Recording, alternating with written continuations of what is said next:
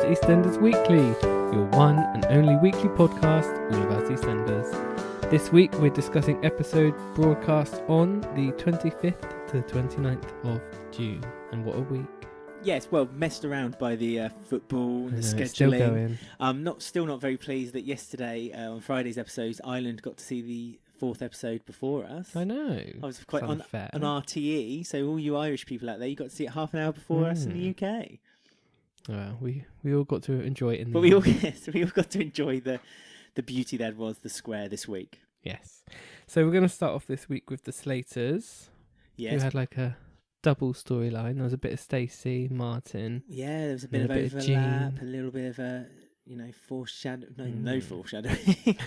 So yeah, we open up with Martin having spent the night at the Slaters' house. Yes, worried that Bex would discover as he came down the stairs that he's not been home that night. I mean, how many people were in Stacey's bedroom that night? Mo, Jean. Oh, she must have like a bunk bed Mo was system. under the bed. Yeah. Hope was in a drawer. Arthur was out the window in a plastic bag outside the window.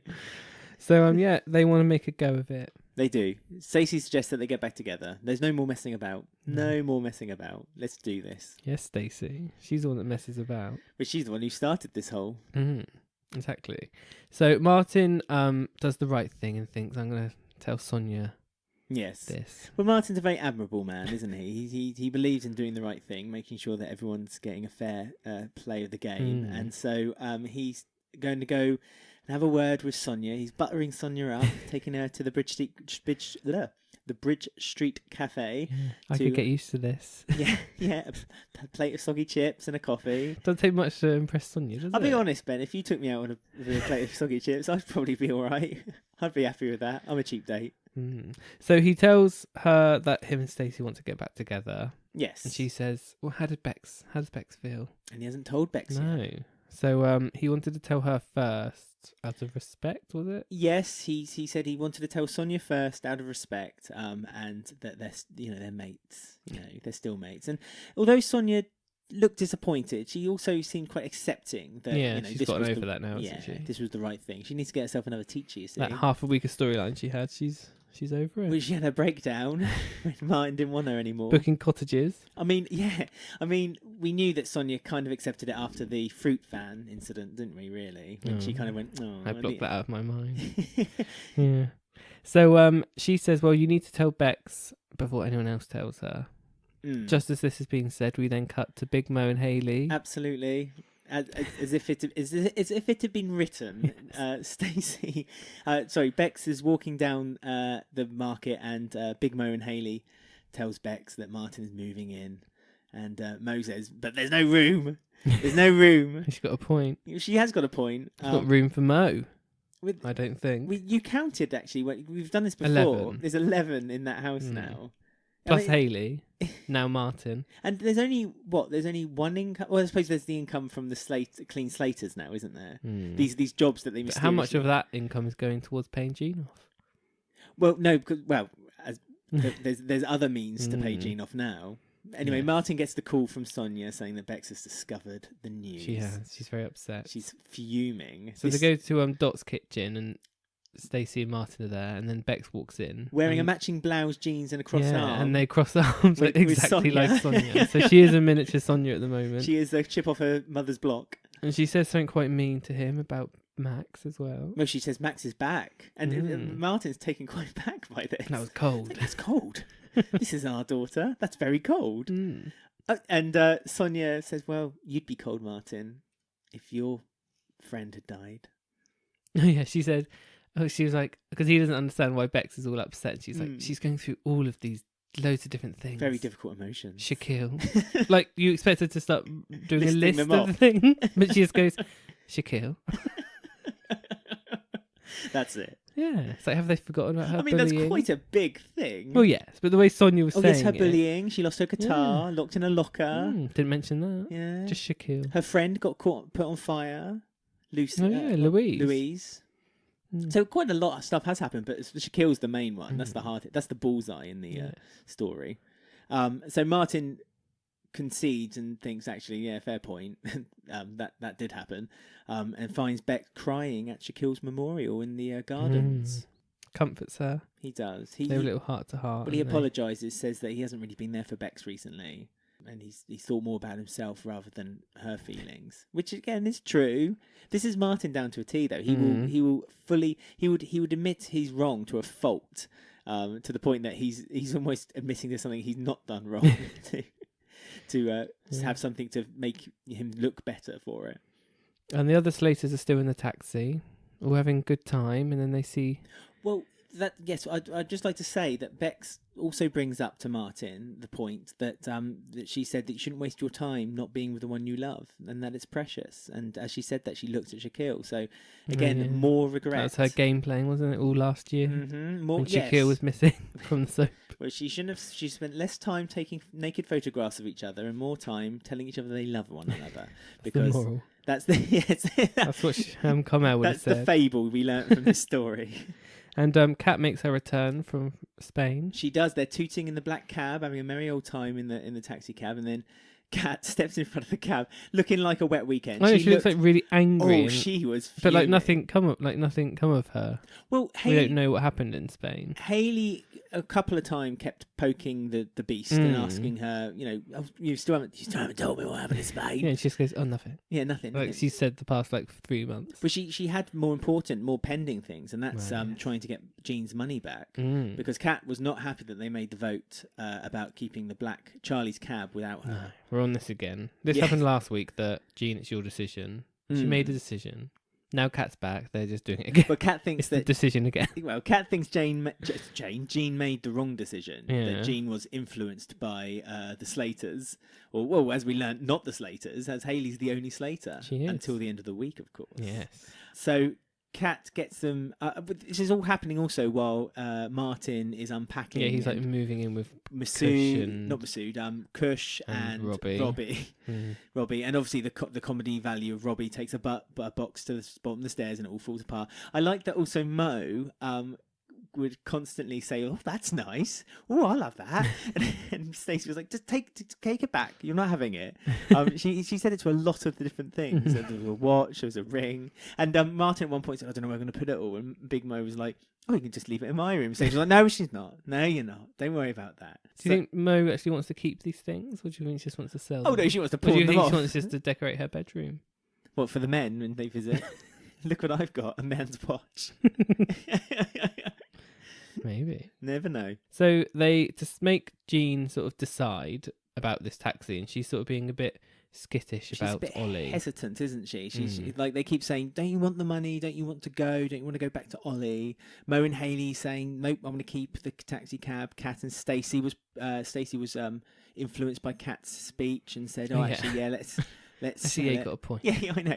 It was like one little point. I know. Stacey really does just turn on a sixpence. She just makes her decision just on anyone else's she's whim. She's bipolar, so yes, keeping character. It made me laugh how Big Mo thought she'd be able to retire for life on £10,000, even though £10,000 would be going straight to Jean. But she wanted because it's not the full £10,000 isn't the. I know she owes 15, isn't it? No, it's 4. I thought they owed... No, it's 15,000, I thought. Her life savings. Because we both laughed how little it was, her life savings.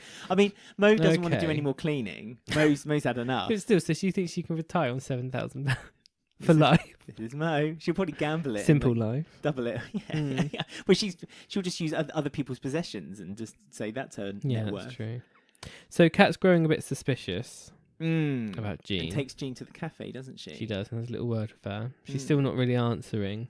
No. She needs to do her shopping, food shopping. That's more important. She's got to make a sausage surprise. Yeah. As we learned this week, is 5 a day in that sausage surprise. Yeah, I know.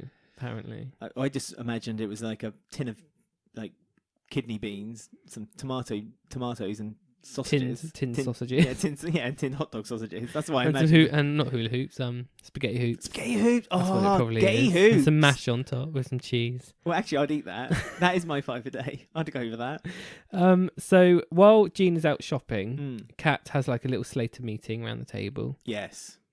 And they sort of start discussing Ollie. They've noticed she's not really phoned Ollie or talked about him. Yeah, they looked at her phone. Kat's got her phone. No password. No. Ollie says she didn't need one. Oh, Well done. I forgot about that throwback. See, it's all written. Yeah, written in the stars. So that's a little signal to say, oh, maybe Ollie's, because we said, didn't we, that Ollie was being very possessive of her.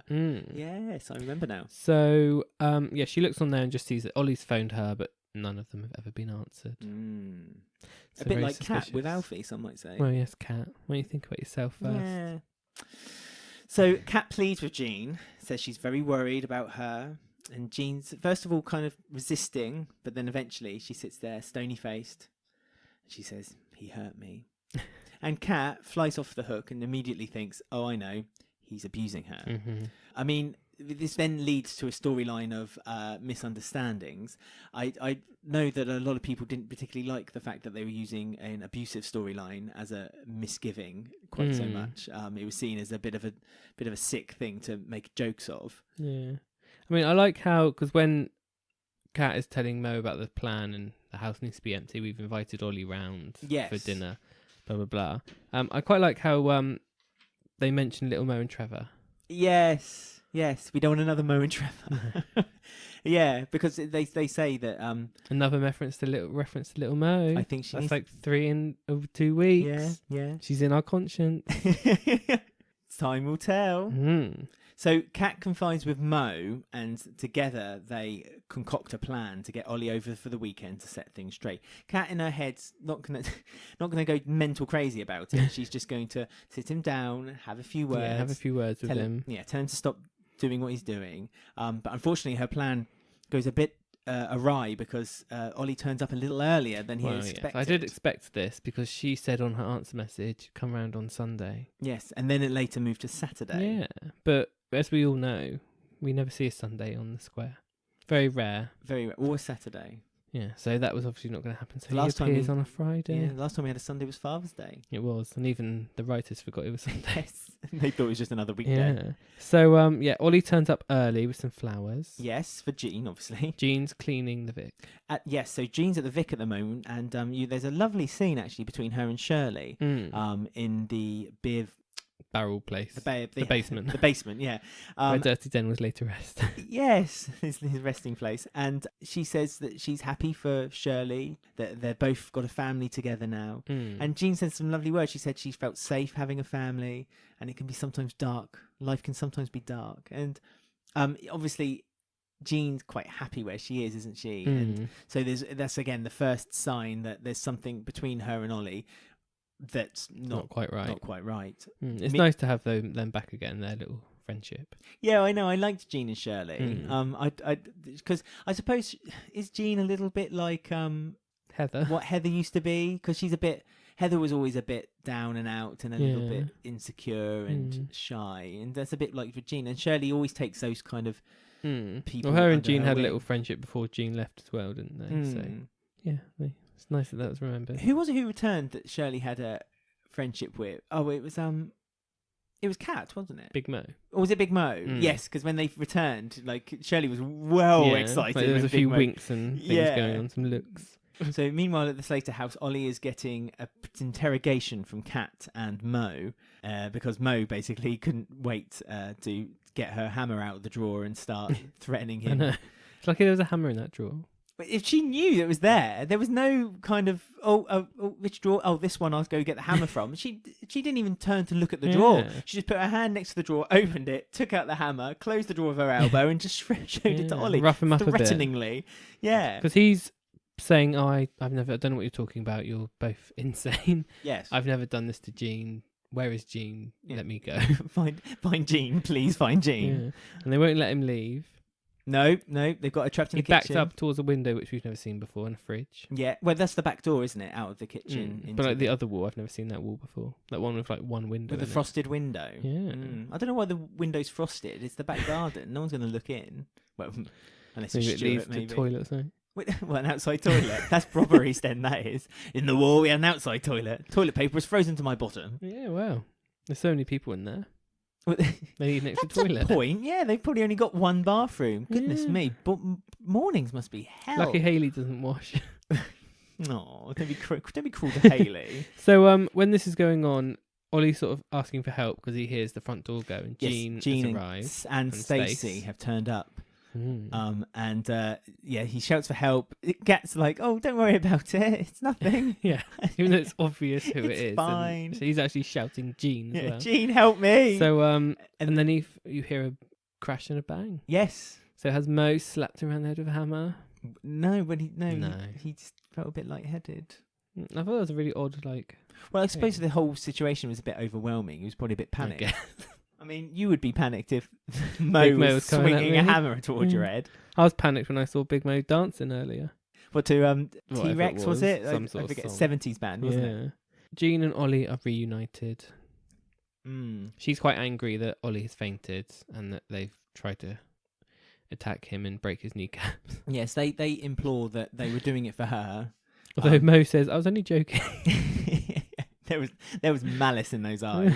Which, like I say, when she was swinging that hammer, that was terrifying. Even as a viewer, that was terrifying. So we have some quite nice scenes at the end of the week of Jean and Ollie sort of explaining their relationship, which I thought was really nice for Jean to have this more depth as a character. Yeah, so we realised we discovered that the way Ollie had hurt Jean was basically by kissing another woman, Elsie Lomas. Yeah, who he kissed on the allotments whilst drunk on plum wine. So whilst drunk on plum wine, they had a bit of a kiss. Just a kiss. Just a kiss. Kat thinks, well, that's just an everyday occurrence. Well, I mean, in EastEnders, this was mentioned in Twitter. It's like a lot of people did, in the real world, if you kiss someone else, that can be a bit insulting, a bit upsetting. But in EastEnders, not for the Slaters. That's nothing. We have affairs on Christmas Eve. Yeah, goodness me. On the birth of the Lord Jesus, we have sex on the carpet. Yeah, with other men who are our husbands. Yeah, it's fine. So they sort of get chatting, and Jean sort of explains how there was no passion or fun in this marriage. It was like a safe.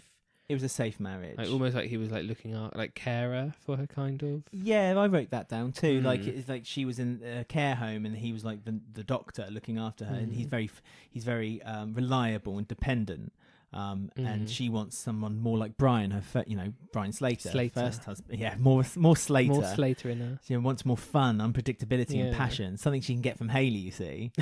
And even though you think they've reunited, and Ollie calls Jean Piglet. He sort of says, "Oh, move back," and she sort of says yes, but she settles down, kind of not really wanting to say yes, but says yes, doesn't she? Well, she says yes because he's there, and they all keep saying to him, "Are you sure he's not abusing you?" And they can't quite work out why she's still being a bit resilient. But the straw that broke the camel's back was after I said that they called each other Pooh Bear and Piglet.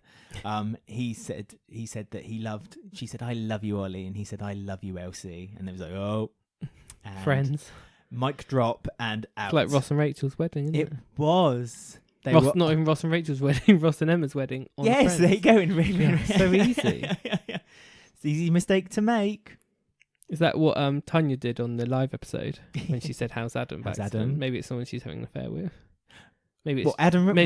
Maybe Jane is having an affair with someone called Adam, and Tanya, her best friend, said, "Oh, how's Adam by accident?" instead of saying Ian. That's straight out of a plot from Soap.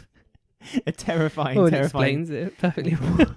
And Jane just stared at her live on camera because, don't mention Adam. Ian's just around there. Yeah. The other Adam. That's a secret. Yeah, that's what he meant. That's what she meant. The other Adam. Adam Wood. Yeah, that's right. That's right. So yeah, she sort of has a little chat with Ollie and sort of says, "Yeah, I love you, Ollie."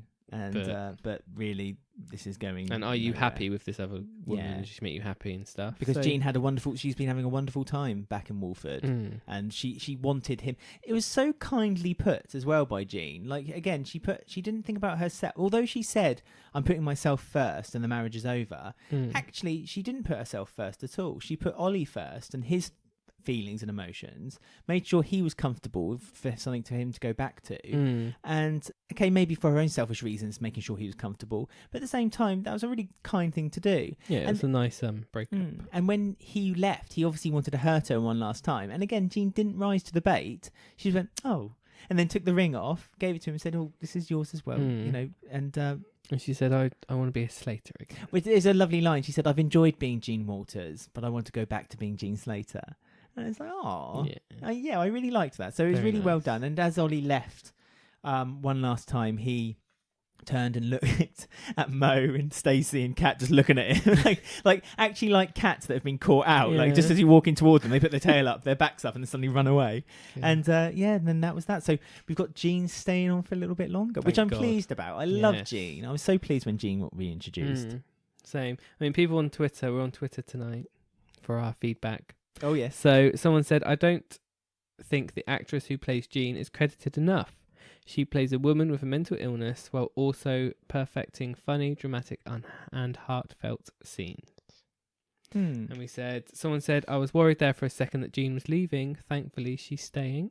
I was worried too. Yeah, I know, same. I thought, she's Mm. not full time. I thought she might be going and then coming back again, but I was worried that there was going to be a little gap with no Jean. Someone said, Jean and Ollie getting together felt like the perfect conclusion for Jean's character arc. So I'm split about them breaking up. I like Jean, however, so I think I'm happy she's staying. It's one of those things that it sort of had to be done for the character to stay, didn't it? I mean, really? you had to wrap up what was happening with Ollie. They could have done it all off screen. Like, they could have just said, oh, Ollie's just phoned. He wants a divorce. He's dead. yeah. Heart attack. He's been hit by a duck in the eye and now he's dead. But it's best that they didn't do that. And it was a nice way of kind of rounding off the... As you said, the Slater story this week was 2 stories, and it was done very well. It kind of intersected into one another. Can I just say, someone said, Big Mo is hilarious. I love her, with a hammer emoji.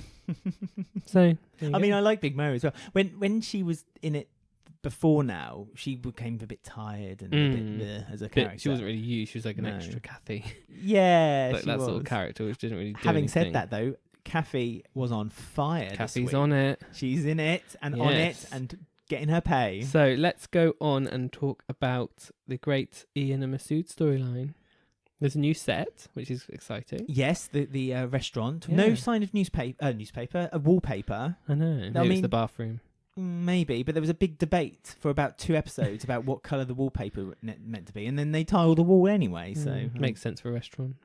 Yes, because of all the fat and sauce spraying up the wall. So we had some interesting scenes this week. I mean, the Ian and Masood ones are very mixed on my front because it's just a bit... I don't actually mind the story with Ian and Mel. No, I don't mind the story when it actually starts going, but they keep doing the stupid rivalry, but it's just over, but it's too much of it. Yeah. There's like 2 of them on one episode this week. So we had them showing up in the new set, the new restaurant, and sort of Masood looks at a check in his pocket and he's about to give the check over to Ian. But then because Ian's wound him up so much with the I'm better at business than you game. He then puts the check in his pocket and then says, I've got to go to the bank and get it. Yeah, well no, he's got to go to the investor and get it. It's like, what's the point? Because it's wasted time. Well, Mas goes on a merry round the square, so he buys an ice cream and a magazine, hides from Ian Caffey while the tune Highway to Hell is playing in the background. And Ian's basically had enough. He's tried to phone Mas on numerous occasions to be fair to him, to get his opinion on something. For the first time ever, though. But still, you've got to concede a victory when you get one. And Ian's like, well, no, fine, I'm done with this. So gets these flyers printed, which has his name big posted at the top of the flyer saying, a big opening is coming, the Fusion Restaurant. And he says, I've talked to a marketer and they've told me you need to create this early buzz. We need to get this restaurant rolling, get things going on. And there's a little print of Masood at the bottom of it. Well, yes, Mas is angry that he's been misinterpreted on the flyers. Ian somehow, in some kind of miracle that anyone can understand, somehow printed and delivered 1,000 flyers in the space of an afternoon. Well, Carmel's on it as well. The printing factory in Walford's money up, isn't it? I tell you, Carmel also went back there again this week as well. They're making a lot of money. So this is when Masood comes clean about his check. Well, no, he comes back with the check. Yeah, he comes back with the check. It's really stupid. After Ian had told him that he needs to get the money, and Masood's insisting that he's been to the other side of London to get the check signed. He had to sit the investor down, had to get her to sign it. Yeah. Oh, it's such hard work for me. And Caffey's like, well, come on then.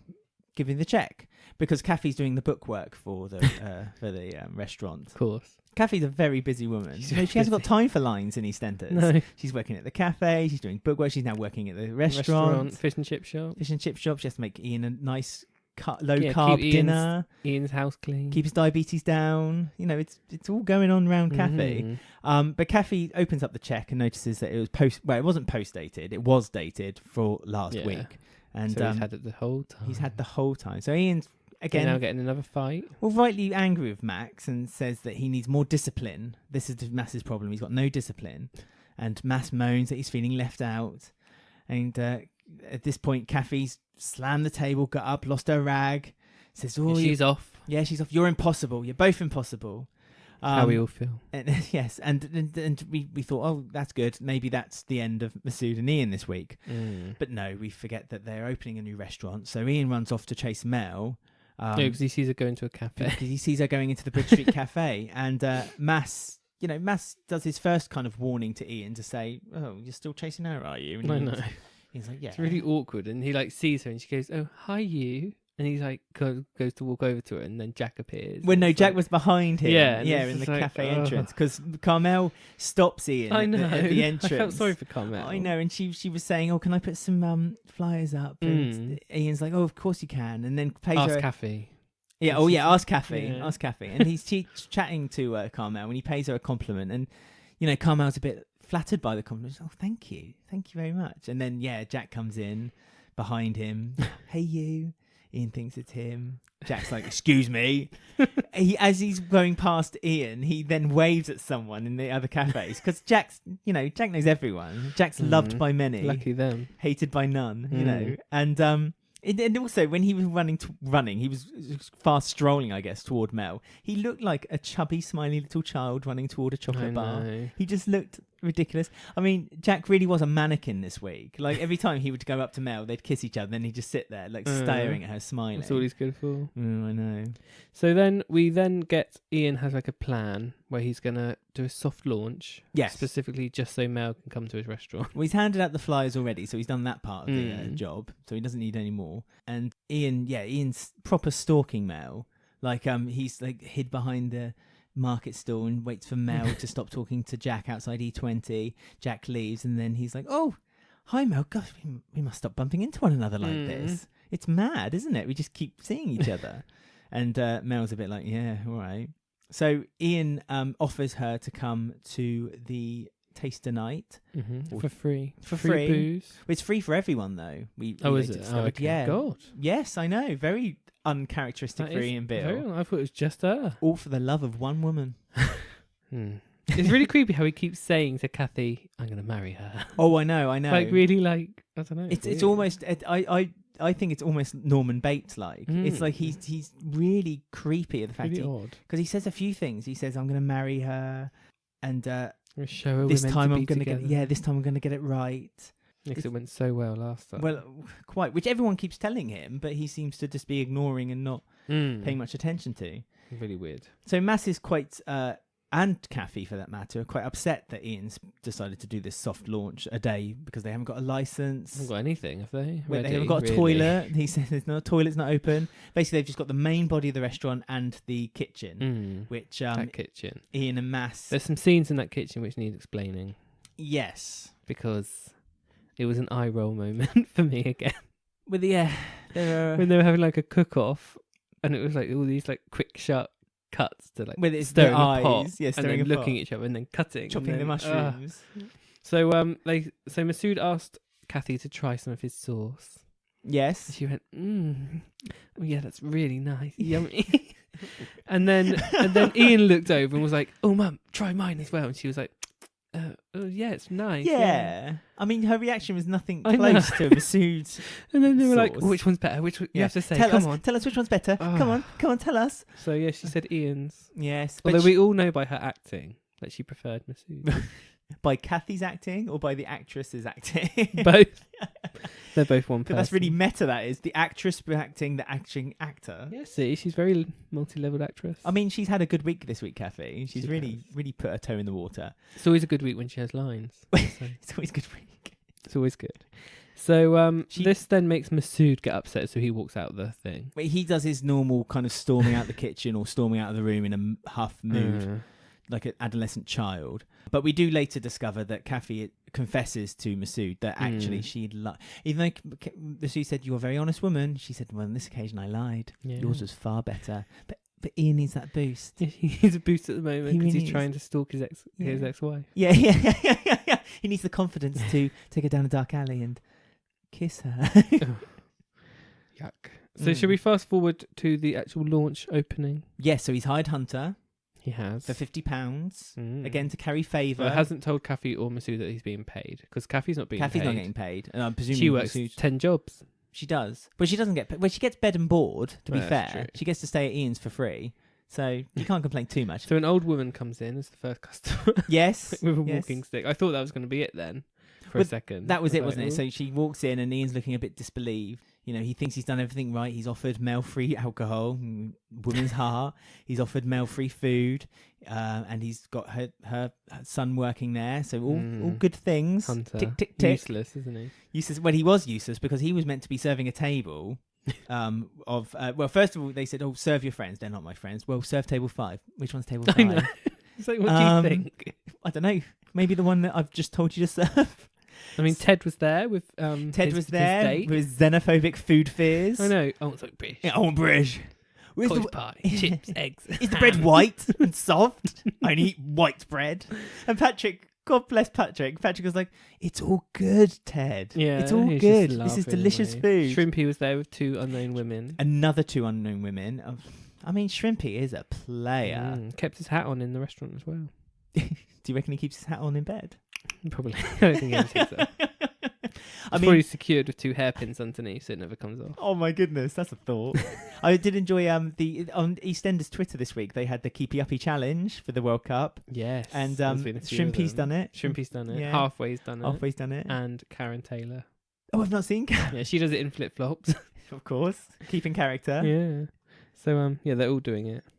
So yeah, check that out on the EastEnders Twitter. They're all doing Keepy Uppy challenge for the World Cup. So yeah, everyone's there. Everyone is having a nice meal. Louise and Keegan have somehow managed to get a table. Well, that's the table that Hunter's serving, and they've asked Kathy if they could have her served because they don't want him contaminating their food. And that's it. That's the last straw for Hunter. Yes, he's out. He's quitting. He's quitting his job. He smacks that red. Very thin, isn't he? Incredibly thin. He's almost like a stick insect, a locust, isn't he? Very lean, I guess. Maybe. Yeah, but I didn't think he was that lean. Like, that shirt was very fitted. I know. You could snap him like a twig. Like, he'd if he had fallen over at the Slater's house, he would have been like 3 pieces around the kitchen. He would have swept him up. Destroyed. So as he's quitting, he gives his money back to Ian and walks out, and Mel's there. Mel walks in at the same time. Yes. She's a bit surprised that, again... He's working here. He's working here? Yeah, I mean, Mel later on says, like, family, your children are important. But she just doesn't seem to have any idea what her children are doing. Got a clue. Not a clue. So she just tries to buy love with money, doesn't she? Yes, and Ian tries it's not working. Well, Ian tries to buy love to Mel by fattening her up. Mm-hmm. So he gives her a nice big plate, 2 lots of chips. They have a little scene where sandwich. They ask him to sit down. Yes, there's like a weird dubbed line again. This has been happening a lot on EastEnders. And it's not like dubbed well. No, it happened earlier as well with Kathy when just before they're opening the I was wondering why they added that one for Mel, but I'm wondering if they're adding ones with her to make her a little bit softer, like not as harsh. But they've, I think... Because they added in the line, "I haven't had time to talk to you about it." Yes. So it's sort of, why that particular line? Why dub in... What, to be I more haven't had sympathetic? time. Yeah, they're trying to make Mel a bit, because everyone says she's a bit of a hard-nosed cow. It was that line just to add a little bit of, I wanted to ask you how Lucy was, but I've not had time. Yes, I've been too busy with V20 and something like that. It's just a really straight, like that scene could have been perfectly fine without adding that dub in. I mean, no, I think it put as you say, it put it into a bit more context by adding that line. But she's not the only one they've had. They did it with Stuart last week. And Phil does it quite a bit. Yes, and they've obviously been doing it a lot recently, just to fill in the gaps because there's a bit more continuity. They dubbed the line when Phil said that he deleted the video to Mel. Yeah. So they obviously did that. That's a bit. I thought they did just that covering tracks for like plot holes. Yeah, exactly. Or something. I think they're kind of doing it almost to insult the intelligence of the audience, because I think we could have worked that out. Or are they just afraid of having like 10 seconds of no empty space. Well, no, because it would have been No time to edited. breathe. It would have been edited with him just sitting Yeah. down. It just would have been a So much it's really quicker- odd. Because even when she says the line, it's said quite quickly. I've not had time And it's just weird because it's like a different like tone and pitch. It's a completely different. You can tell it's been done in a studio. recording booth or Yeah, something, yeah. Tom Southwick probably just did it at home and sent it over on Twitter. What's that episode of The Simpsons when Krusty the Clown has to put the voice onto a doll? Yeah, and just walks in and says the wall and walks out. Hey, hey, hey! That's probably what it is. I Tam reckon. Southwick comes into the booth. Does the She 3 has lines. like a page of Yeah. lines. She just reads them all out in one and leaves. Goes back to her yoga class. Puts her sunglasses on, takes her little dog with her little poos, precious, and then walks out there. She looks at the girl who plays Tiffany and goes, "That's how you do it. Yeah. That's how you do That's it. how love. a professional That's actress." professional. That's how a professional does it. Now you get in there and do your best. Oh. So she's talking to Ian about Lucy. Wanted Yes. to talk about Lucy's death. Lucy's been pulled back up again. And she only remembers the good times when it was just Peter and Lucy were 9 or 10 Yeah. when she was last in the show. The Millennium. Yeah. Because Ian also agrees, though. He says, whenever I think of them two, that's the time I remember. When I was married to you for that evening. Yeah, for that. And she sort of like does like a weird smile at him, which makes him think he has a chance. This but is it, I you don't see. think he does. So so Jack comes in. Ian's a bit like, meh. In his white trousers again. Yeah, He's with still in cream them. trousers this time and white shirt. Again, kind of does. He walks in. He's almost like they've put the mark on the floor for him to stop. Yeah. Like an And you X on the stop floor. there, Jack. Okay, then. I'll have what Mel's having. I'll have what Mel's having. All right. And then Ian goes away and Jack. I love Ian's like walk away as well. It was really like smug. upset little boy. Oh, Like I I thought he don't was a know, bit like smug. it was a bit like it just made me laugh. Like he like waddled off, like He always a bit waddles, fast, does Ian. but it was just funny. He's a bit of a duck when he And walks. he goes to Kathy and she says, "See, it's probably for the best." Yeah, and he just smiles at himself like, "No, I'm in. Well, I'm in here." I think Ian, has turned a corner. In Ian's head, he's turned. In Norman Bates's head, he's turned that corner, and he's got the attention of the woman he loves. I mean, later on, also, Masood makes a really bad thigh joke, and that's when Ian says, "This time I'm going to get it right. This time I'm going to get it right with Mel." And Masood does mention Jane. Wait, he very, says, very, he very, says very he's been briefly. married 4 times, Yeah, and or twice 3 to times, Jane. and twice with Jane, so 4 times. But she's been mentioned. My My goodness. So if a character gets mentioned, so is Lucy No, I'm coming just, back? I'm just surprised that Jane's been mentioned because they just keep ignoring the fact that they're married still. I know. So I mean, they need to get their marriage annulled, Annulled or yeah, something. before he starts chasing after Yeah. Mel. That's a good point. So we've got some people tweeting us. So Scum. some people. Oh, the first one is is Ian forgetting Mel only married him before because he lied about Lucy having cancer? Question mark. Oh, well, but you don't think Ian they're gonna- forgets about everything. Yeah, but doesn't you don't think Ian's gonna do something? No, he's got no kids left to pretend. Still got Steve, not Stephen. Peter. Peter. Yeah. Yeah. The whole Ian Masood Kathy Mel stuff would feel awkward and dated, even if I was watching a 70s sitcom. Repeat on ITV4. Please make it stop. Talking about Ian and not having any kids, by the way, we worked something out yesterday, didn't we? That Max's baby Abby is Ian's grandson. Granddaughter. Granddaughter. And so, Did you work anything out? No, I was just scratching my head and listening to you. Yes, because even though Stephen technically isn't his, he's adopted him, didn't he? No, Cindy had him with someone else. with but, Wicks, wasn't it? Yeah, so it was but a Wicks. Ian adopted him, surely. So technically, Yeah. so he's not fighting for that, is he? Granddaughter Abby. Baby Got no Abby. time. No, he's opening a restaurant and wooing Mel. Someone said, for the love of God, Ian, ring Jane. Yes, She did ring him a few months ago. and he hung up Yeah. because Mel 'Cause walked Mel in. Oh, my wife who disappeared mysteriously after Yeah. crying and Max threatening her life. Oh, Mel's here, better hang Yeah, up. Haven't seen yeah. her in 15 years. Yeah, she's more important. Ian is simply lost and deluded if he thinks Mel will choose him over Jack. I mean, it's a lose-lose, really. It is for Mel. I mean, there's a small part of me that would love Jack to lose to Ian Bill. There is a very small part of me. I would love that to happen. I just don't get it. Ian is still freaking married to Jane, isn't he? Why is nobody mentioning her? Oh, I don't know. That's all capitals and lots of exclamation Who marks. said that?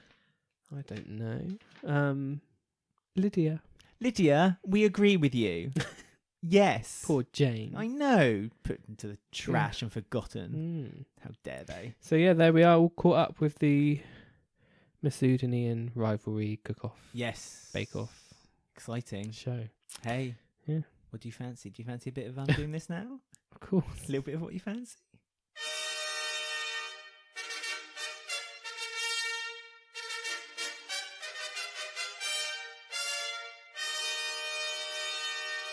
Just do this now. Okay. This week's I'm Doing This Now, we're having another look into the fortunes of one of the past characters from Albert Square and delving into what the actress, that's a hint, has been doing now to keep themselves away from the Walford doll queue. On this 20th edition of EastEnders Weekly, we are having a look over the garden fence at Natalie Price, later Evans, portrayed by Lucy Speed. Ooh. So, described by one writer as an eternal victim, Natalie was introduced into the soap on the 19th of January 1994 as an insecure teenager as part of the programme's increased frequency to 3 episodes a week. Can you imagine, in 1994? How can they possibly make that much content in 1 week? How could they? Imagine if they made 4 episodes a week. Or 6 on ITV. Oh, I know. I don't know how they do 6 episodes. I worry that they're going to copy. No, they won't. I really... No chance BBC would do that. I mean, they're stretching it thin at times. They've lowered there's no budget. They wouldn't do it. No. Unless they cut like 15 cast members. No, because that's the thing. Just had one family. No, that's when Coronation Street added extra episodes. Yeah, they to, added loads yeah. more characters. So yeah, they couldn't afford it. Good. There we go. Problem solved. Natalie met Bianca Jackson at the age of 11 and became friends. She had a sad home life, often blamed for the divorce of her parents by her mother and ridiculed by her siblings for missing her father.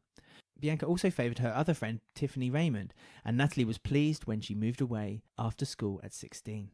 Bianca often put Natalie down, which made her lonely. She invented a boyfriend for attention, claiming he was buying her extravagant gifts, making Bianca envious.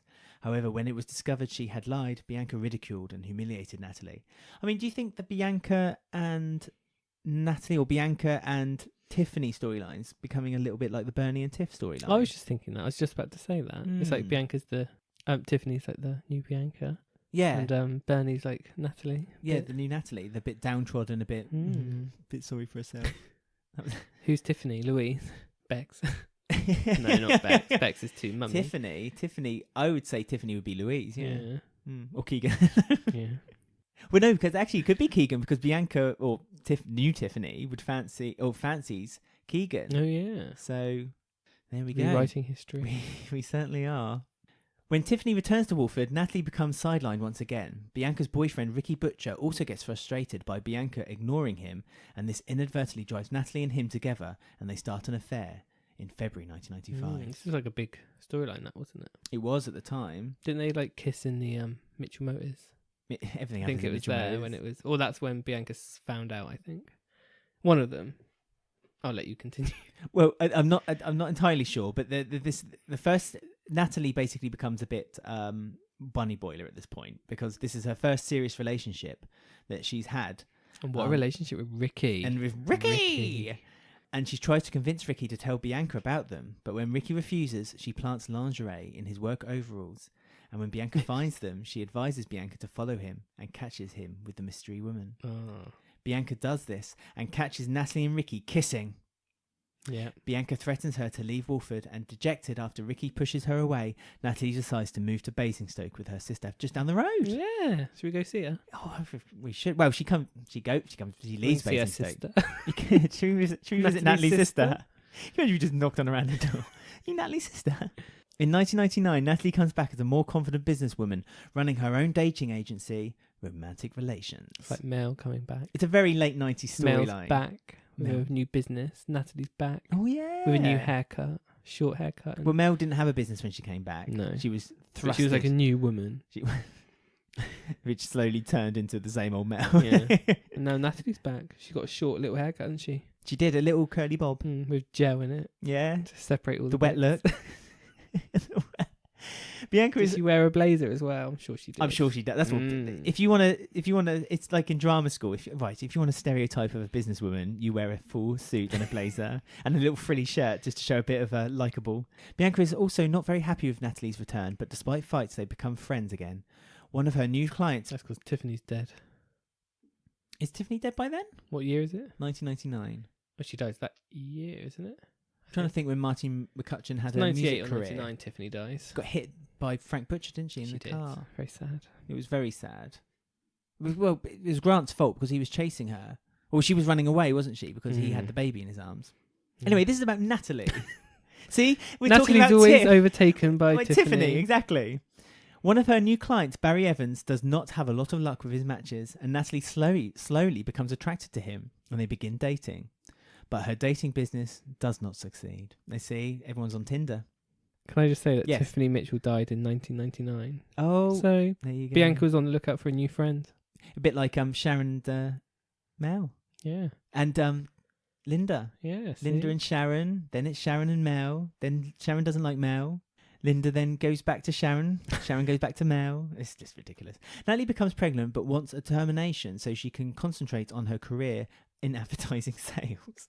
Would you want to concentrate on your career in advertising sales? Lauren did both. She did. She's a working mother.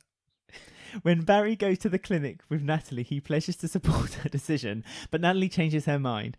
Barry is overjoyed and promises to raise the child for her so she can continue working. So Stephen looked after the baby, didn't he, while Lauren was working? He did and went insane. Followed her on a mobile phone app.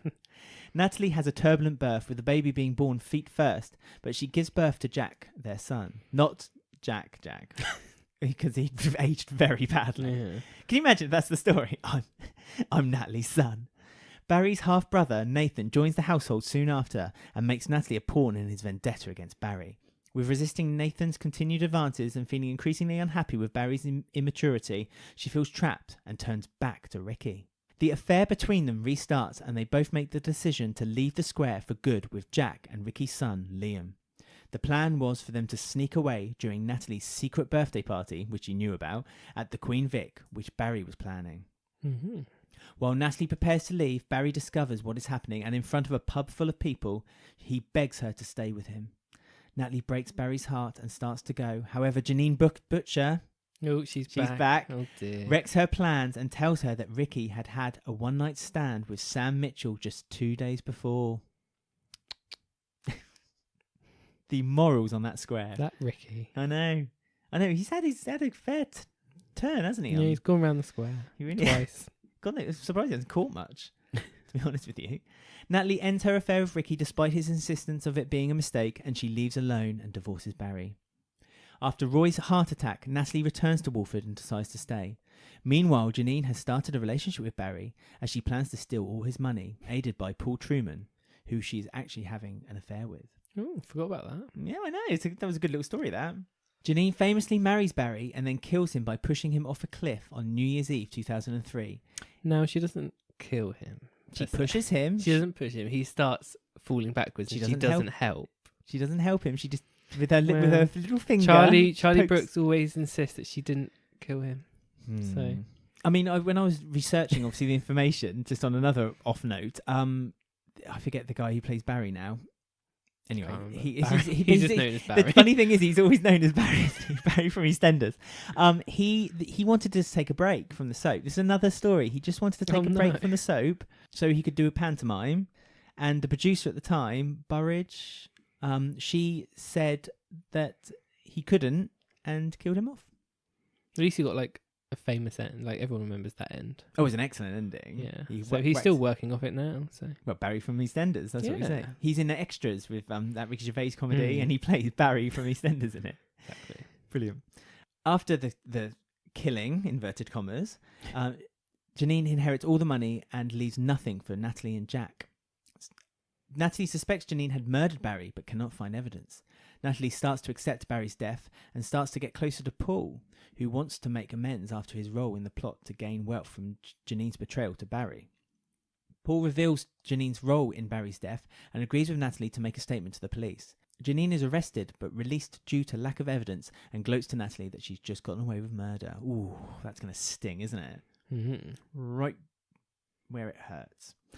Natalie is a wreck and leaves Walford only to return 2 months later in May 2004 to witness Janine's imprisonment after being arrested for Laura Beale's death. Yes. Pat set that up. Another one fell down the stairs. I know, that was a really death. Like she tripped on a toy. I mean, it kind of, because it kind of made sense though for Laura Beale to have a death, because Laura Beale was a bit of a character, wasn't she? I say this every week about the character. Yeah. Natalie made peace with Paul and herself, scattering the ashes of Barry under a tree that had been planted in his memory together. Again, I tried to do a bit of research to find out where this tree was planted, thinking it might be in the kind of allotment on top of Joyce. Yeah, or the park set. I thought maybe it would be there, but there's no information. So if anyone knows, maybe it's the park where Jane dumped Lucy Beale's body. That was the forest. The forest nearby. The forest nearby the city of London. So, Lucy Speed, what is she up to now? Well, after a successful run in the soap, Lucy did not find it difficult to continue to be a regular face on our TV screens. Starring in 62 episodes of The Bill from 2010 as a recurring character, DS Stevie Moss. Ooh.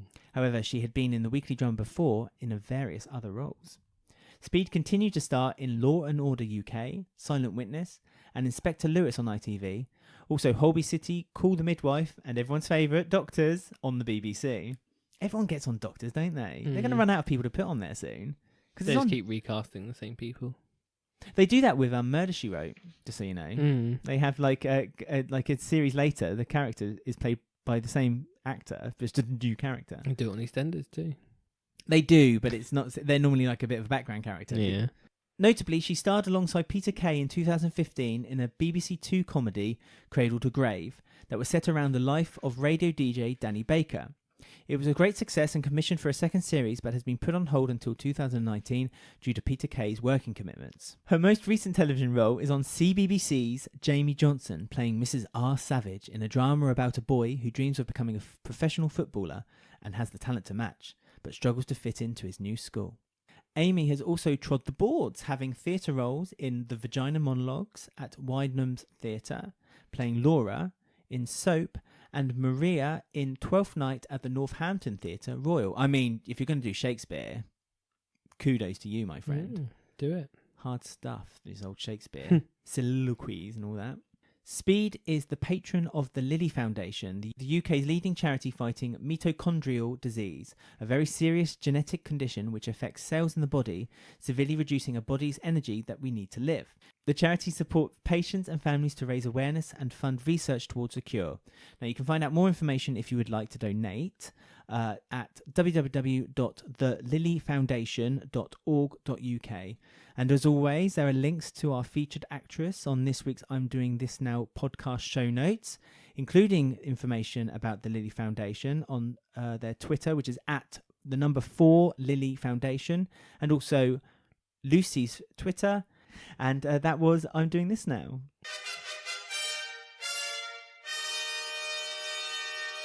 Just do this now. So we are back with Mick and Danny Dyer. Yes, what a week. The story continues for To Catch a Predator.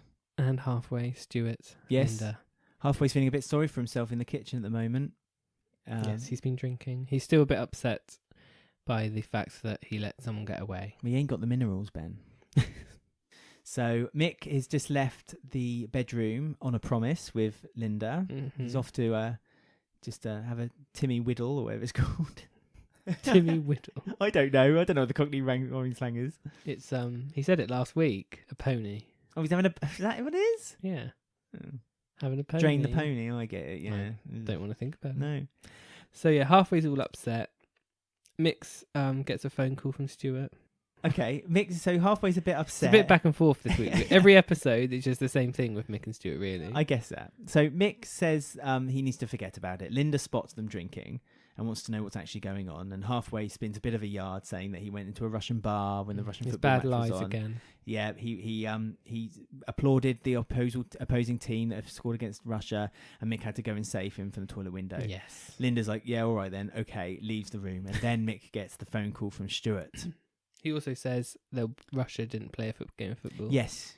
He calls him a spanner. Yeah, bad lies. Yeah, but halfway can't lie. He's too honest. No, too honest. Him.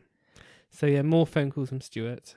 basically Stuart's having a go at Mick on the phone, saying, you ruined my bust. My bust, yeah, you ruined that. And halfway he's feeling really guilty because he can hear Mick's having the conversation. Linda continues to question halfway. She gets deeper and deeper, and so Mick tells halfway to go get on your Bromleys and go and get yourself an ice cream, because otherwise Miss Marple is going to work out what's been going on. So halfway does go. He does, but not to get an ice cream. No, he goes some chicken. He goes to get some chicken and meet up with Stuart. Yes, his big brother. Yeah, and again, Stuart's really angry. Why do you let the nonce get away? And halfway, but he's saying, it's not your fault. I know it was Mick that did it. And halfway admits, no, it wasn't Mick. It was me. And so Stuart then goes storming back to the pub, angry that Mick's lied to him. And in front of Linda, without him knowing, he said, I should never have taken you boys hunting with me. Yeah. And so Linda's like, oh, how much did you hear? Yeah. They could have said, oh, we went duck hunting. Or hunting for pheasant. I mean, I don't think Linda's that stupid. Linda takes Mick to one side and calls him an idiot, quite rightly so. And Stuart, don't want Stuart around anymore. Don't want Stuart around. And Stuart's saying, well, what? Heard that before. Cleaning the streets? That's a problem, is it? From these nonces? Linda's and Mick's false threat was this. Oh no, empty fourth, threats. Fifth, sixth. There's more to come. Well, yes. So Stuart obviously doesn't take that laying down, and then convinces to meet. Well, halfway phones Stuart again when he goes to the cafe to meet somewhere else. They meet at the cafe, and Stuart walks in, and he's got the file on the guy. All the details. And Stuart says to him, the first sign of action, and you bottle it. And he also says, which was quite cruel, referencing when he came back from Iraq, you've just put another kid in danger. Obviously referencing when he did the shrapnel thing and he didn't save all the kids. So that was a bit cruel. And so he's a very cruel man. He is a very cruel man. And so at this point, halfway feels as though he needs to prove something to Stuart says you have to do it on your own. Well, he doesn't want to do it on his own, but he's Stuart tells him to prove himself and that he has to do it alone. But, halfway's not confident with this as an idea. No. But he Mick sort of gets wind of it after a while, doesn't he? Yeah. Well, questioning, intense questioning for halfway. Well, when it's not intense questioning, it's just that for halfway it is. I know, but Mick's just kind of just saying to him, like, don't do it. And he's expecting almost like him halfway to be like, okay. Almost like a father and son relationship, which I suppose is developing between them. But halfway doesn't really lie to Mick at all. He lies on behalf of Mick to Linda and just about Stuart, but then doesn't. But he's very honest and open with Mick. Oh, he shot him. So he did. That's how relationships bloom, when you shoot someone. So halfway's determined he's going to go do this. So Mick decides to reluctantly join him on the hunt for this man at the train station. Well, yes, because he sees that halfway is being very nervous. He's burning a lot of calories. To wait for the man. Yeah, but halfway mistakenly thinks a woman in sweats is the guy. She looked like Shirley. Yeah. No, she didn't. She has really short hair. Shirley used to have short hair. Yeah. She had a hood up. Yeah, but you could see it was very short hair. Shirley's got really scruffy... she's grown out now, isn't it? Grown out hair, yeah. So they see the man, they rush to get him. Halfway's Oyster card doesn't quite work, so they don't catch up with him, but they get on the same tube as him. Well, still. Eventually his Oyster card, he says that there was food on the Oyster card or something. Cheese. Yeah, maybe. Yeah, that's where he gets nightmares. Melted cheese. And so they both get on the tube. They see him, and the guy seems very polite. He's doing like lots of nice guy Yeah, things. He picked up someone's wallet. Yeah, he let someone have a seat. He offered someone his newspaper to read after he'd finished with it. And he's going to a doctor's appointment. Oh, he is going to a doctor's appointment. We don't know what for. No. Mick, says, he ends up in the hospital though, so it must be something quite serious. I think it's unrelated matter, don't you? Mick says, are you sure what Stuart knows? He doesn't need you. And halfway says, well, he doesn't, but I want him to want to need me. And so it's like, it's basically a family, it's commitment. Just wants to feel wanted. Just wants to be wanted. That's what he wants. But Mick continues to try to convince halfway to get off the train and that this is the wrong decision. This isn't the right thing to do. So that's when Halfway sort of chases the man, but Mick doesn't get off, does he? So Halfway's gone off on his own. The door closes just Yeah. before Mick gets a chance. Conveniently, the door closes just before Mick gets a chance. So Mick's off on the tube train now, going to we don't know where, and Goes back home. directly to the Yeah, goes back to the Vic. The tube takes you Jumps directly off- to the jumps off the bridge. Thanks, Gov. And yeah, And a little while later, Halfway returns, looking a bit sort of sheepish. Mick's checking his phone. Stuart walks in, says he turned the phone off. And then the phone goes, so, Yeah. okay, did you turn the phone off? And Stuart sent him a video. He sent the of video. The whatever it's called. Well, the guy, bust. it's one of those bust videos, and it's like, Yeah. we know what you've been doing. You're a dirty old pedo, Fred Lewis. Oh, we don't like you very much. Just admit it. No, you got it wrong. Yeah, you got What it are you talking wrong. about? So Mick sees that the guy again is saying, you got it wrong. No, you're misunderstanding. And so Mick's starting to work out, well, he was saying the same thing when I went crazy nut to him around the PG last week. And so maybe this isn't right. I mean, is Stuart's power getting too much to him now? And so that he's feeling like he's almost invincible? So he could just literally point to a guy and say, that's a paedophile. Well, I think he's grasping at straws because he's trying to not think about what happened to him, and he just wants to get every single person convicted and wants to do good. He's obviously rushing things a bit now and just finding blame in anyone he can. But he's starting to get a bit manic, isn't he, with his bit. accusations? A bit manic. A bit. So he's now at the allotment. He's gone into lots of different places, Stuart. So he meets Mick at the allotment now. Busy man. He's I been. know, he's been everywhere. It's been like one of those. Every golf single carts. set he's been into. Yeah, well, Not been in the laundrette yet, I don't think. I don't think Karen would like him in there, to be honest with you. Don't know. I don't think they've met either, have they? Yeah. They could make a couple. Oh no. Yeah, they could. No. If Stuart toned it down a little bit. A bit. Yeah. So Mick sort of wants Stuart to not upload this video. He says he thinks he might be innocent. Yeah, he's thing. clutching at straws on this one. This one's not so solid and isn't so padlock tight safe that you've got the right person.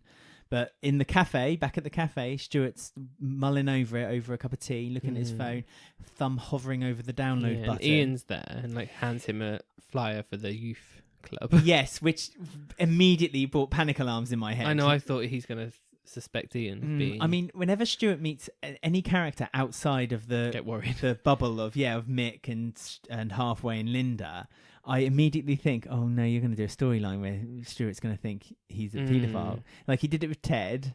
Well, we thought he was going to do it with Ted, but he didn't. And now when Ian gave him and when he said, "Oh, I'm a bit young for that," and I thought, "Oh no." Yeah, he's going to take I thought Ian was going to say something stupid, to make him look guilty, they do stupid lines sometimes. Like he's done something crazy. But luckily, no, that didn't. It was just sort of confirmed to Stuart that this world needs heroes, so he uploads the video. Yes, exactly that, because he was reminded of the stabbing of Shaquille. Because we always need to be reminded of that every now and then. Because I think he's in his funeral soon. It is, yes. Special episode. Excellent. I think it's next week. Why am I excited about funeral? The first ever thing they're doing on soap. Oh, that's true, which we'll discuss next week. Well, whenever it is. I think it's next week. But Okay, yeah. presumptuous. So then we now go to the next morning. Linda's still angry. Yep. Mick's grumpy on the sofa. He is.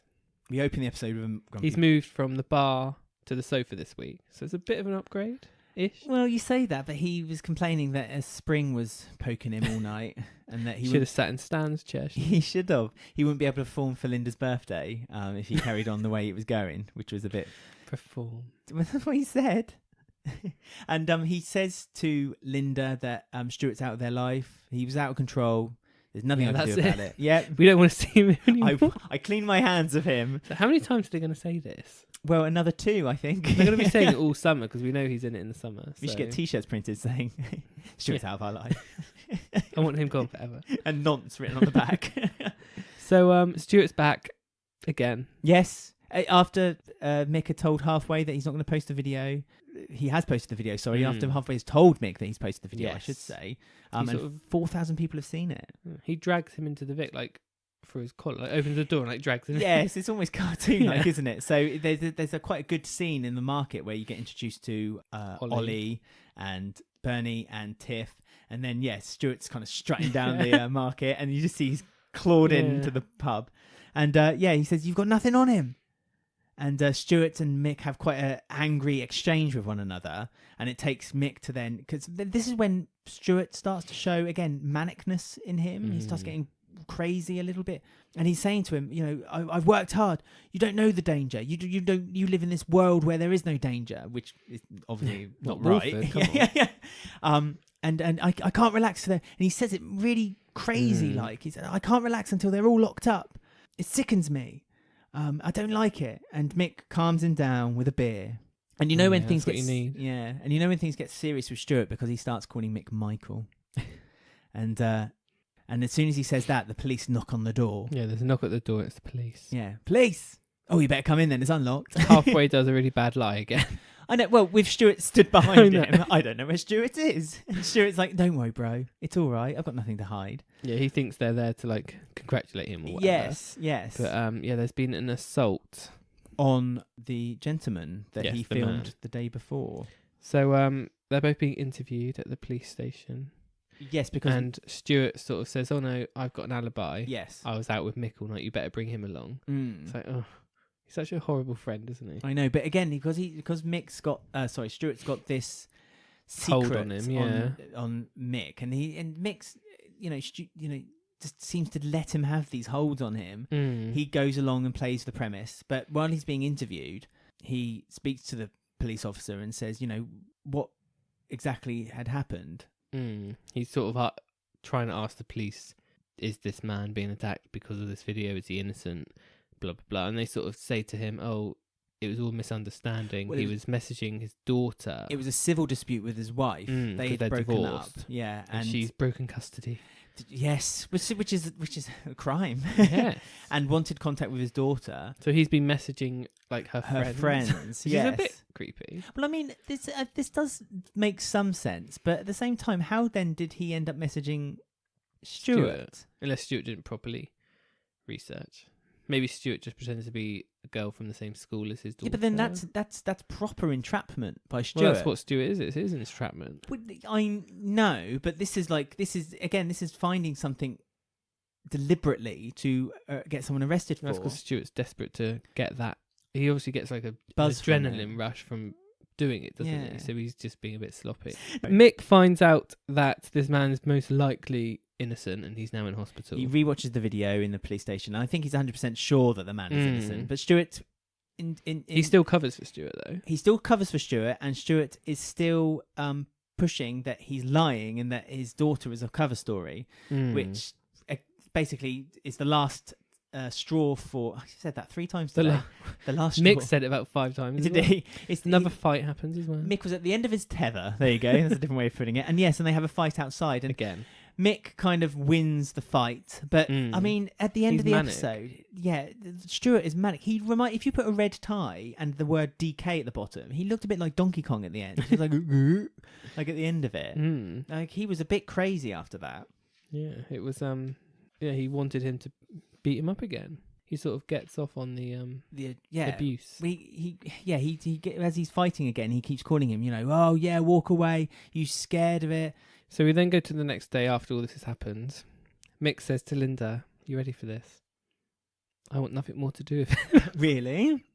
That's amazing. I don't think it was the next day. I think it was this carried on. Oh yeah, because it was one... Yeah, well, you know what I mean. The next episode. Yeah. They all split up into weird ones this week. And he clouts halfway as he walks in and says, he was wrong. So then halfway goes off, doesn't it? Well, halfway's now on Mick's side, and because Mick says that, you know, you're a nice kid and you don't need Stuart's acceptance to. So we have like another scene of them telling Stuart to not come back again, and then Mick sort of speaks.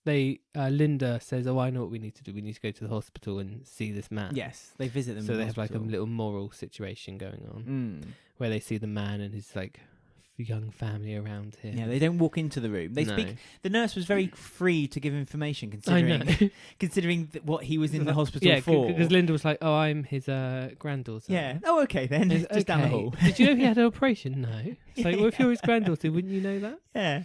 But yeah, so they see him and they sort of obviously get this moral compass thing going on. Well, Mick wishes there was more he could do, and Linda tells Mick, that basically you've It's done enough. online now, This is yeah. it. Yeah, this is all online. Mud sticks. As Mud Jay. sticks. Jay Yeah, knows we all very read the well. papers thing. So Linda's idea is to make Stuart do like an apology video.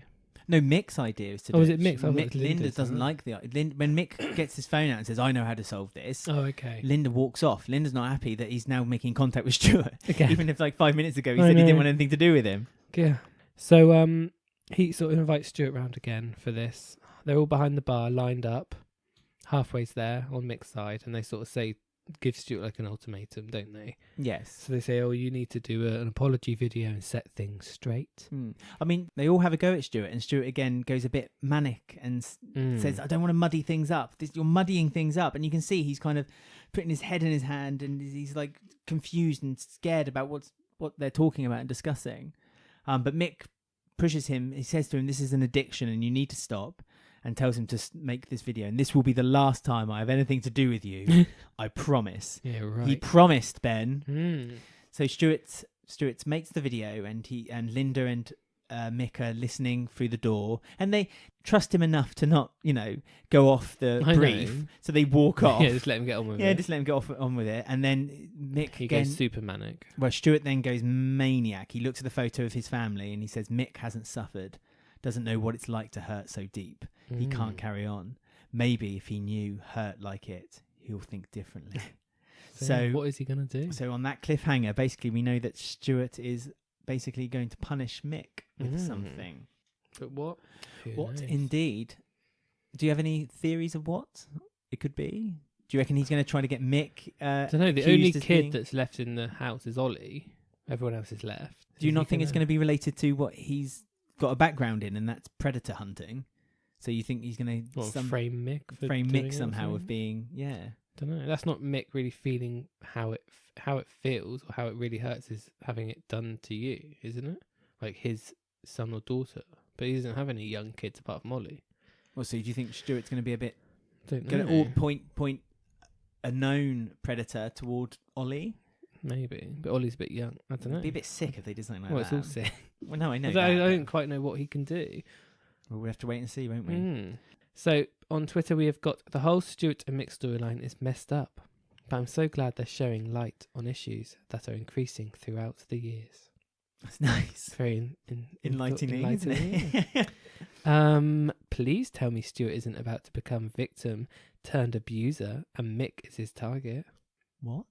Well, a lot of people think it's a bit weird that they've done the fact that Stuart was abused when he was young. I said this the other week, didn't I? I said because it's weird that he's a villain, but he's also like I see. being abused. It is strange that they've turned him from being like this victim, into a villain. Yeah. So that person agrees with Which me. makes us think that again, is this some lies here? I mean, you thought about him being a bit. Yeah, I can't imagine that they'd make that as a lie of a character. It's a bit of a No, but you suggested yesterday that perhaps on Twitter that perhaps he's a bit schizophrenic. He's got two personalities. Yeah, I did think. Well, only because that weird scene at the end where he just seems to change, doesn't he? All of a sudden, bit Jekyll and Hyde. Yeah, and he's like Mick says something to him, and all of a sudden he says, "No, that never happened. This," and it's like it just did happen. So I don't know if it's like multiple personality. I don't know. Maybe he's just crazy. Cray. He is. I don't feel Mick deserves Stuart's vengeance as he hasn't done anything wrong, truly, but tried to be a good friend to him. What did Stuart expect to happen when Mick rightfully called him out? And someone says, "Oh man, I can't wait to see what Stuart has in store for Mick. So far, Ricky Champ, aka Stuart, has exceeded my expectations." There you go. There you go. There's some love for Stuart finally. You have to appreciate him as a character. He's very, very well done and very well acted as well. Yes. So before we go on to mopping up the rest of the storylines, I'm just going to cut and we're going to introduce a new game. Ooh.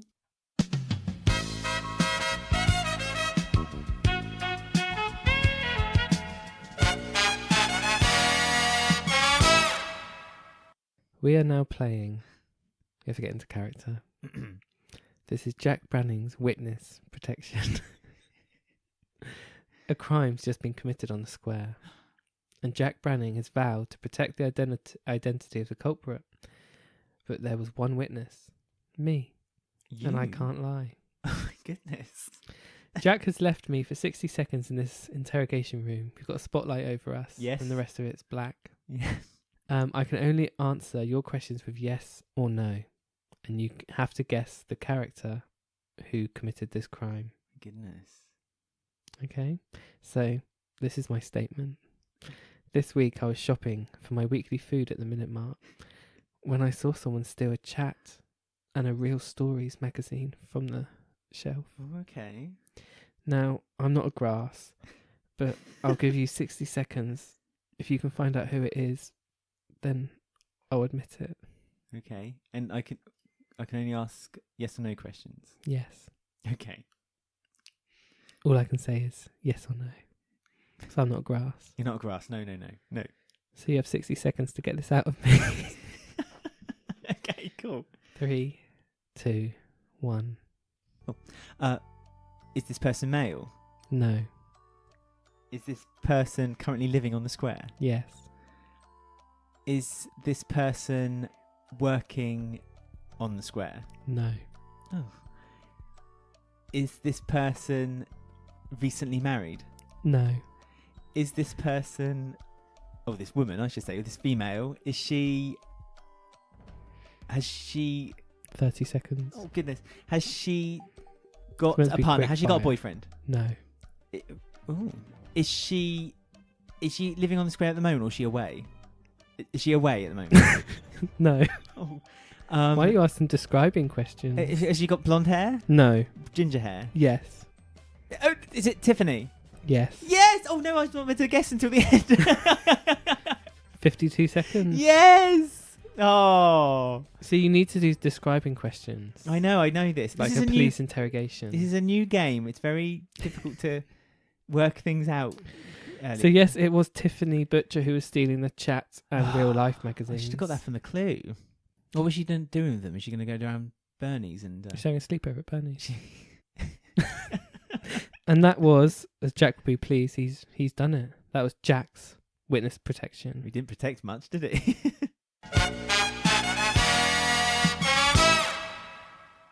Well, there you go. I'm glad I caught the culprit. Phew. I know. The weight off of my mind. I know, I feel relieved. So we're just going to do the two little storylines that we had bobbling about this week, which was Tiffany and Bernie's friendship. Yes. So Tiff is being ignored by Bernie. She is She's being very ghosted upset. still. Being ghosted or Caspering throughout the whole weekend, as she's put it. In case any of our elder viewers don't know what that is, it means that Tiffany's been texting her. Bernadette's been looking at the text but not replying. I like mean, a ghost that like- you can't see, but you know is there. I mean, on a lot of apps now, they have like the double tick. And if they turn blue, you know it's been seen. So she is in the shed with Ted playing chess again. That's Bernie. Yes, not Tiff. Tiff opens the door. Surprise! Yeah. I'm here to have fun. She tries to have a go at Ted for taking With- Bernie away because she doesn't think Bernie wants to be there. Ted's But she pretty does. unhappy that she's a. He's always unhappy. I know he is. Well, he's first of all can't get his English food, and now he's playing chess with Bernie. Yeah. He while being onlooked by Joyce from Yes. afar on from the cabbage. on the cabbages. Tiff tries to rally Bernie to go with her, but Bernie gives her the cold shoulder and says that she's practicing for a chess tournament, so she's been enrolled for another chess tournament. Busy. So Tiff finds Bernie a bit later at McCluskey's and challenges they're her there. to a game, and Bernie's like, "You can't play no chess, you silly moon." She says, I can learn. Yep. So she says, what, you're going to read this whole book by then? Yep, the rules. And Tiff says, well, I don't need to read the book of rules because I've seen the musical. Now, again, if she'd seen the musical Chess, there's Oh, there is actually musical chess, is there? Yeah, it's written by the Yeah. two guys from ABBA. But there's very, very, very, very little reference to the actual game chess. Chess is a metaphor of how life is positioning people in the musical. There you go. There's a moment for everyone Well, yeah, involved. that's some But chess play. my point is, if she's seen the movie... She also said she read all of the Harry Potter books in 1 week. Well, Tiff said that. Mm. When did she claim that? Because when she said, I read the whole book already, Oh, Bernie she's- says, what, you've read it already? She's a fast reader. I read all of Harry Potter in 1 week. I mean, she does probably send out 100 tweets a day, so she must have to flick through things very quickly. Yeah. So I don't suspect that's a lie. So they do play a game with each other. Yes, and Tiff is basically mimicking every move that Bernie does. So when you look at the chessboard, they're symmetrical. If you put a line down the centre of the chessboard, they look exactly. I also the same. like the continuity that they've got some missing chess pieces from when Bronson ate some. Mm-hmm. So they got trolls. So they remembered. That's good. Another little nod toward the BBC franchise, Doctor Who's TARDIS. Yes. Just to remind everyone that that's back at the end of the year.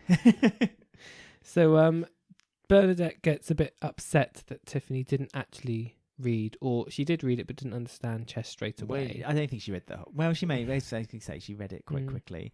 And also Tiff's very distracted because she's looking on Instagram and laughing at a man who took a photograph of something and the reflection showed him naked. You know, and, Bants. Yeah, because Bernie's upset. Tiffany says something like, "Oh, I know it's because you fancy me, but I don't care." Yeah, and that pushes her. She says, "Right, just go, Tiffany." Bernie actually flicks the chess pieces off the chessboard. I mean, that's what happened last time, and that's how they ended up losing Ted's chess set, if you remember rightly. Oh yeah. And she tells her to get out, and Bernie's, you can see she's very upset. And Tiffany doesn't. She just stays on the stairs. Well, she sits at the top of the stairs, doesn't she? And she says, we need to talk to each other. You're my only mate. I'm your only mate, and we've really only just got each other, which was a really sweet scene. Yeah, it's a nice scene actually. I mean, when they then went into the bedroom, sounds a bit rude.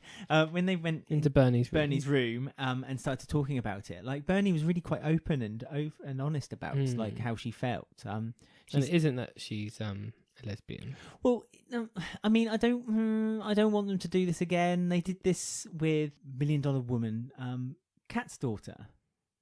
I talked about it on I'm Doing This Now a couple of weeks ago. Kat's daughter? Yes. Kat doesn't have a daughter. She does. Zoe. Wow. Kat has a daughter. Sorry, it's been so long since I saw that photo last week. They did it with Zoe, remember, in the bus crash? And it was but they explain it in this because they explain that the reason Bernie's confused is because she's always looked down upon herself and she sees Tiffany as this sort of popular girl with lots of followers on Instagram, makeup, pretty. She doesn't understand why someone like that would want to be friends with her because she's never had that in her life. Right. And that's where her feelings are getting confused. And that's what Tiffany says. Later when they are looking on Instagram, Tiffany does like a little test. She says, "Oh yeah, do you think this boy is hot?" She says, "Oh yeah." Or what about the female model? And she goes, "No." And then she goes, "What about this guy?" "Oh yeah." So I'd definitely do that. Yeah. Yeah. So I think it was just a confused hormone.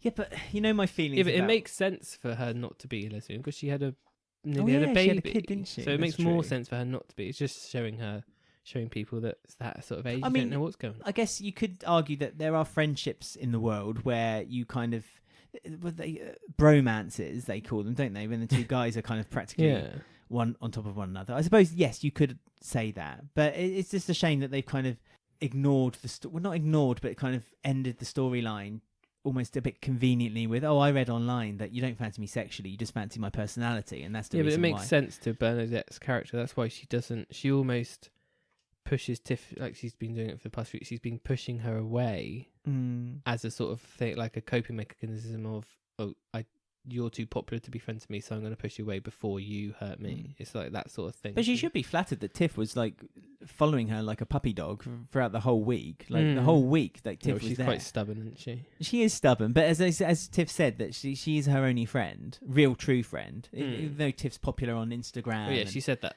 when she first came into it, weeks ago, wasn't it? Yeah. She said like, "You're a friend." I mean, they need to get them two back together with the other posse on the square, the other teenagers, and get the group back on. The teenagers back without Hunter. So we also had like a tiny, we also had like a tiny storyline of Carmel sort of wandering around the square a bit lost still. Carmel's plan.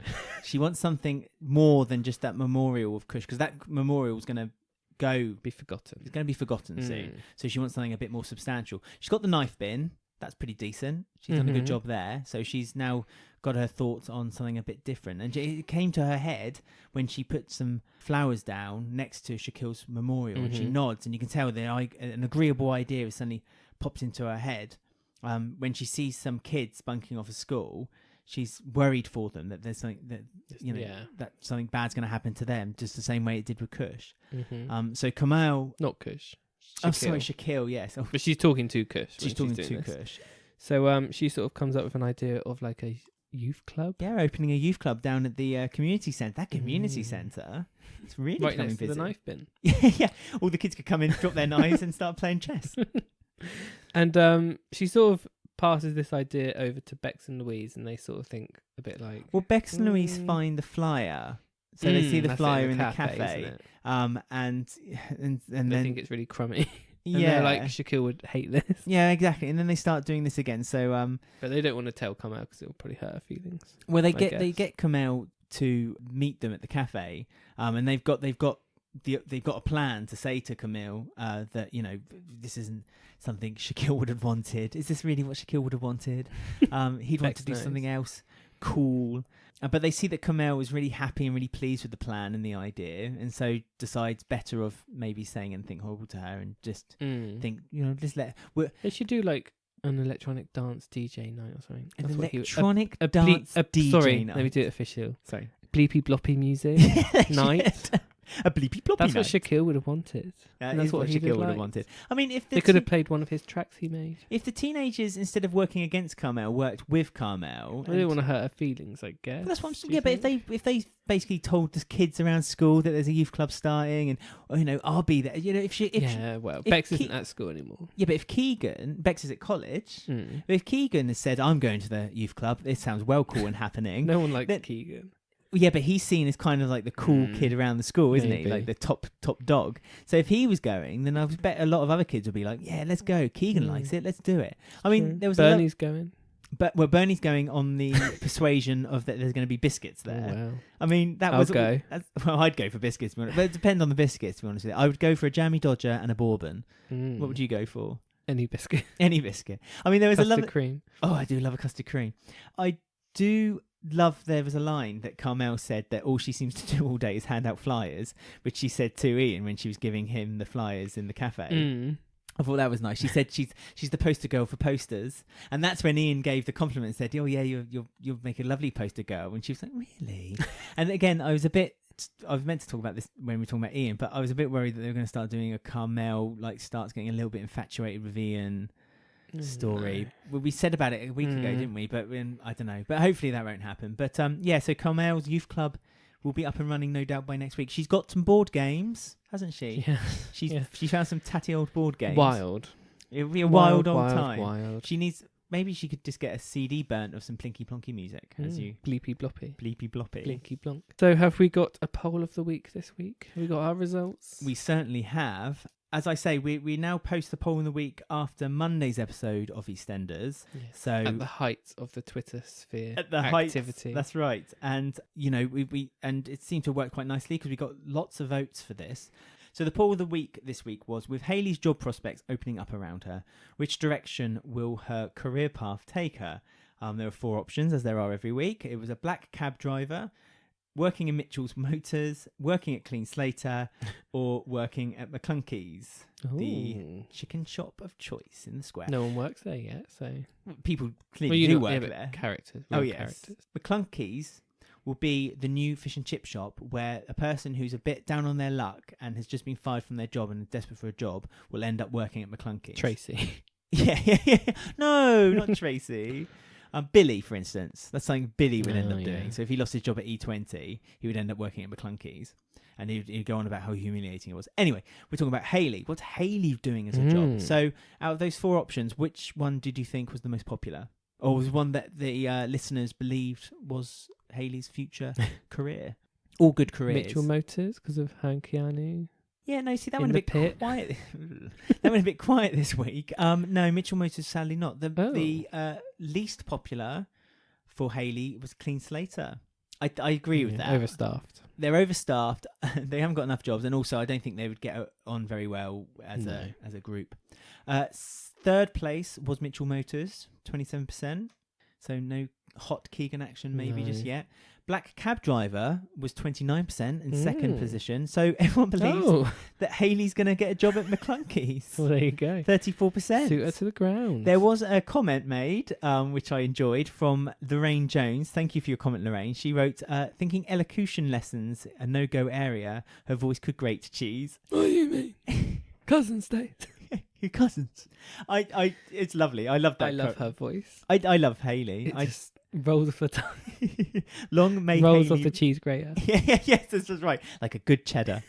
Long may she reign. So you can always catch anything we have to think anything we say on our Twitter, which is at EastEnders Week. We live tweet on every episode of EastEnders. Obviously, the schedule's been moving around a bit, so our schedule's also been moving around on the Twitter.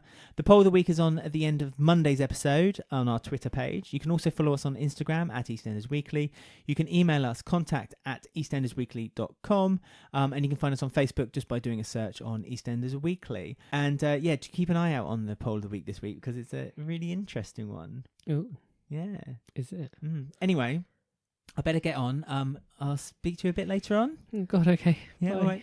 Okay, I'll see you in a bit. Oh. Bye. Well, he's just left me, and there's a note being left. I'll be back when I'm back.